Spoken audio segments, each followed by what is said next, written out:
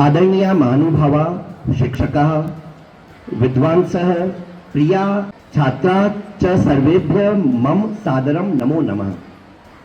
अद्य पेट्लात् नगरे आयोजितायां संस्कृतगौरव यात्रायां भवतां मध्ये उपस्थितः अस्मि। एतत् मम कृते परमं हर्षस्य विषयः अस्ति। गतवर्षे अपि अस्मिन् अवसरे संस्कृतभाषया लघु भाषणं कर्तुं मम प्रयत्नः कृतः। अद्य पुनः संस्कृतेन एव भवद्भिः सह संवादं कर्तुं मम विशेषः आनन्दः अस्ति। प्रिय बन्धवः, संस्कृतं केवलं भाषा नास्ति। संस्कृतं भारतस्य स्मृतिः अस्ति, भारतस्य संस्कृतिः अस्ति, भारतस्य ज्ञानपरम्परायाः आत्मा अस्ति।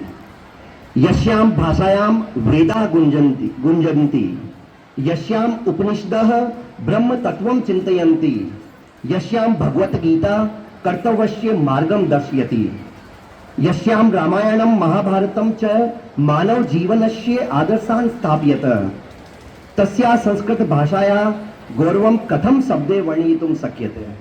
આ સંસ્કૃત ભાષાના ગૌરવને શબ્દોમાં આપણે કઈ રીતે વર્ણી શકીએ? બહુ અઘરું છે।